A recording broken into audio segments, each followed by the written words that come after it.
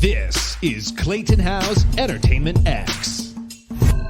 For this episode, I chat with Sam Columbus, co-creator of Never Be King, a new musical with its EP currently out that you can stream on all music platforms. We cover a little bit of everything from chilling out to finding his groove and, of course, Never Be King.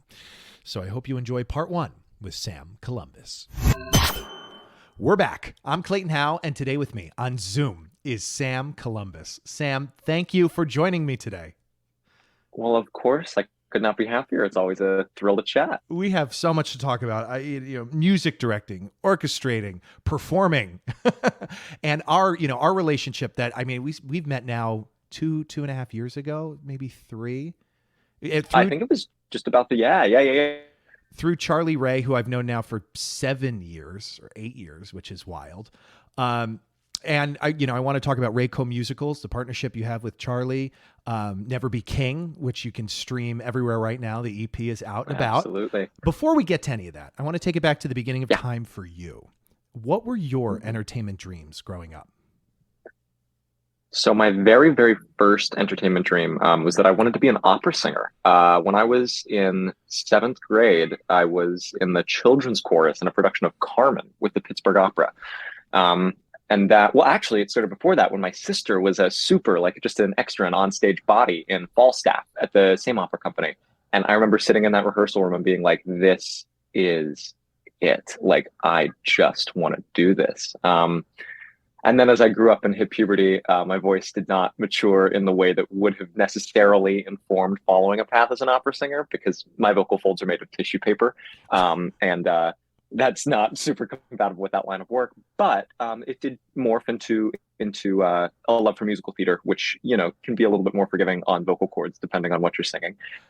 And I started to chase that, and that just kind of spiraled and led us to where we got now. I love that. Has it always been entertainment and theater and performing for you, or was there a decision, a defining moment where you're like, no, this is really what I'm going to do for a living? And really, well, it was this. Yeah, it was kind of always that. There were childhood ambitions, of wanting to be a doctor or whatever. Wanting to be a vet was one that I had wanted to do for a while. But as soon as I learned that performing was a viable career path, that was all I ever had any interest in doing. There was never any other option for me, I found. What did your parents teach you about work ethic? So my parents are both extremely hard workers. My mom is probably a hard worker a little bit to a fault. She is something that I unfortunately inherited from her is that idea of sitting down in front of your desk or in front of your computer and kind of just being like a dog on a bone. And it's if somebody doesn't tap me on the shoulder and say, Sam, eat, I will work straight through lunch. So good lessons, perhaps also potentially dangerous lessons, depending on how they're interpreted. Sure. But I was definitely taught, just osmotically, the value of hard work and the fact that when you put the hard work in, that tends to be something that, whether obviously or not, people take notice of. And it's something that kind of reflects on the way you move through the world, so to speak. Again, whether or not that's necessarily an entirely healthy lesson is up for debate, but yeah. Yeah. Have you found yourself getting any better at a work-life balance, turning off, taking time to just enjoy a moment in time? It is definitely, yeah.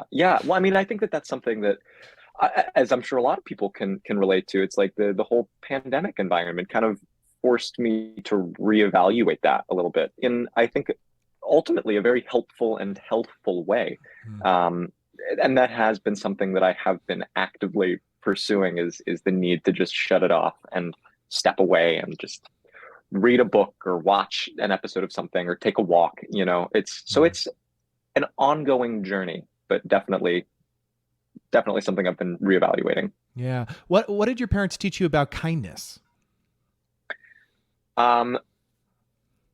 Everything I know is all I can say. My parents, who I still don't think you've met, despite everything that we've worked on and met on, they are just the kindest and most generous and most giving people that I have ever met in my life, and that I believe I will ever meet in my life. I was fortunate enough to have two very, very kind parents, not just nice parents, but genuinely, authentically kind. And so just growing up with them was kind of all the lesson that I ever needed in how to move through the world and how to treat other people and treating people with respect and yada yada. They have taught me everything that I know. And I hope to be a kind person, at least half as kind as them, because they really set the gold standard as far as I'm concerned. It's amazing how far it goes. You know, considering it's free, Yeah, you can literally, it costs absolutely. nothing to be kind. Yeah, yeah. And That's it's Carrie the musical right there. What does it cost to be kind? right. Yeah. Yeah, exactly. Exactly. Yeah. Do you, or have you had any mentors, and are there any standout lessons from those mentors? Yeah. So when I was in college, I was fortunate enough to meet Beth Burrier, who I'm not sure if that's a name that's ever crossed you. She was the associate music director on I believe, the first national of Rent, and she's worked on Beehive, and she is now I believe she's the artistic director at uh, the College Light Opera Company up in Cape Cod. She is like a teacher, like a music director's teacher extraordinaire. Everything that I know about what I do, I have learned from Beth Burrier. She taught me absolutely everything. The most important thing she taught, this is like so weedsy, but the most important thing she taught me is like the importance of groove, right? From a music directing standpoint, playing the notes on the page is not enough. It's about the style. You know, she taught me how to play style. Huh. Um, and that was absolutely invaluable because that to me that strikes me as a huge difference between somebody who is like learning to play piano and somebody who is playing piano and accompanying is playing the style. That was the big one from Beth, I think. You know what? That's fun. It's funny you bring up groove because, and I've noticed this as well, listening to, some of the best musicians in the world. Hmm. And I would put Hmm. you right up in that category, is Oh that when God, you no. play, I don't just hear the music, I feel the emotion. And that is Yeah, very standard for performing, vocally, or acting. Of course, if you're not feeling anything from that person, it's not, totally, they're not totally embodying it. But when you and I've heard totally. you play the piano and now guitar as well, when you play, it's a full emotional connection to the piece. Well, yeah, and it's funny that you mentioned that in respect to like acting through song because obviously, like my college degree is in acting. I'm a musical theater acting performance is where I got my start, and I think that to some level that does inform every aspect of performance that I do, whether it is a vocal performance, which I don't do much of anymore, or a piano performance. And I think, um, you know, for better or for worse, I think that that was an important part of my journey to take because it did teach me a connection with connection to material is something that kind of has to be absorbed. It can't really be taught. You can't somebody can't sit you down and say like this is how you interpret. I don't know, but then that's so complicated because you can be taught how to interpret a song, but you can't really be taught how to internalize a song, I think. That's the Yeah. that's the best part That's though with, particularly, and I go back to like singing, performing, or playing an instrument. mhm. It's that slice of humanity because you're taking your own Yeah, personal experience, and that is your internalization of the song. But people are particularly open. I feel like it comes out so beautifully. And I do feel like you're in that category. So, um, thank you. Thank you. I, That was yeah. of course, continuing along, I'm curious, is there a particular project to date that has taught you the most about yourself or a significant amount about yourself? Yeah. Yeah. Well, listen, so there's kind of a two-part answer to this, and one of them is going to be very theatrical, and the other one is not very theatrical. The because it's kind of to me, it's like a full journey that I have gone on with this. Is that I used to be like a freak out guy. I was like I had a tendency to be Mr. Crisis, and I was not made aware of that fact until we put up Freedom Summer, Charlie and my first show at Nymph in the summer of 2019, and I realized that I was tending a little bit towards histrionics and that I was not super malleable. Sorry, that I was not super adaptable. That bumps in the road really rattled me, and I reacted and I showed it, and that is not a super collaborative way to enter a room. You just got to be able to let things roll off your back. Um, and so to continue that, like I wasn't until it obviously became a journey of unpacking all of that and unlearning all of that. But really, the thing that taught me how to cope with that, how to deal with that, was working in a commercial kitchen. Hmm.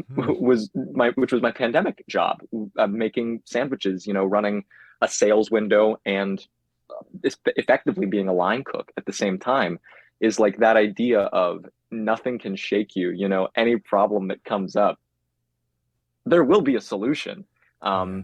And the first step to finding that solution is just not to freak out. Yeah. It's not a matter of like shutting off that instinct, because it's a very informative instinct, but it's like there's there's no space for that freak out, right? Because when you're freaking out, that's time that you could be using to find a solution, and instead you're just, you know, you're rattling yourself even more when you freak out.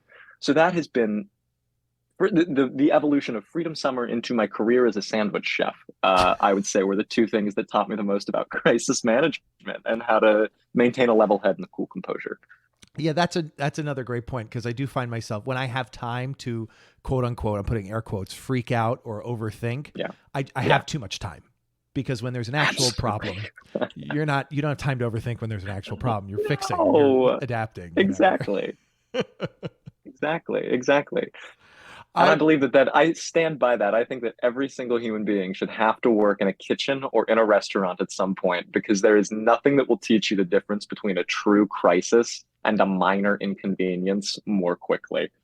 It's so, yeah, that was a pandemic thing Yeah. for me, was bartending. And it was Oh, sure. very Totally. Yeah. short period of time, like maybe 3 weeks.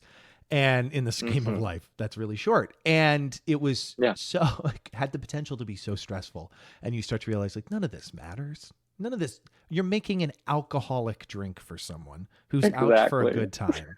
It doesn't. Somebody's going to enjoy this. Yeah, we're not curing Yeah. cancer. We're not doing some high stakes, international negotiation on world peace. No. No, which ultimately I find becomes very, very commutable to the world of like music, to the world of musical theater. Yes. No, but at the end of the day, that this is a Beth Burrierism, but the kitten will not die. We are not saving animals' lives. It's a Aw. musical. Yeah. We're all gonna be okay, and Yeah. it's hard to learn, especially because the stakes so often feel so high. But it is an absolutely invaluable lesson as far as I'm concerned. When you're in the weeds, orchestrating, Yeah. creating, when you get stuck, if you get stuck, Mhm. how do you get unstuck? I am a big believer in, this is okay. Let me expose myself, because my first instinct was to cover something up. I tend to have a problem with trying to just push through. That is my first instinct, is just like keep trying things and like a sledgehammer, bust through the wall or whatever. But every single time I find myself in one of those positions, my boyfriend's first piece of advice is just to like close the computer, take a walk, listen to a song that inspires you, just do something else, clear your head. It's like when you're doing, I don't know, it's like when you're in middle school and you're doing a word search and you can't find a word, Mm-hmm. and you turn the paper over, and and then the second you turn it back over, the words start to jump out at you. It's like, it's that effect. You've just got to step away. And it's such a simple piece of advice, but it's such a hard piece of advice to internalize and to take. Hmm. Because again, it's all in the moment thinking, and it feels like a crisis for a second. But as soon as you kind of zoom out and you look at the entire thing, you realize, okay, it's just because I'm hyper fixating on this one little detail. And if you just give it a second to breathe, I typically find that is the most common, most commonly that is the simplest solution to get through. Yeah, stepping away, it makes all the difference, Yeah. even for a moment. Yeah. Um, Yeah, yeah. absolutely. When in terms of professional relationships in the Mhm. industry, theater industry, what are your views on them? How have you evolved, so to speak, since graduating from university to now, Mhm. and creating those relationships, maintaining those relationships, or just a general thought on those relationships? I personally find, and something that I have found particularly in like musician circles, is that networking looks different for us as creative people than it does for a lot of other industries. And I have found that the best way to to maintain a working relationship with somebody is to kind of approach it like a friendship. For example, Steven, our guitarist who played on the Never Be King things, it's like every once in a while, if I'm on a gig, I'll shoot him a text like, hey, I'm playing this Patsy Cline show. Wish I had you out here with me. Or just, something simple like that. Not in an obvious, in a genuine manner to say like, hey, just a reminder, I really freaking appreciate the artistry that you bring to the table. Yeah. Because those, I believe that you need to lead with an open heart and with like honesty and with friendship in any kind of professional interchange kind of deal, because I find it so easy when you get into I find it so easy when you get into like networking speak to feel like you're blowing smoke and to feel like you're gassing people up, and that kind of that kind of dishonesty or disconnect, or not dishonesty, because it doesn't need to come from a place of dishonesty, but I feel that can sometimes come off with like a veneer of artifice, and I try to avoid that as much as possible. So meeting people as friends, I think, and focusing on building a personal relationship, however deep or shallow that personal relationship may be, I find to be a really invaluable tool in building business relationships.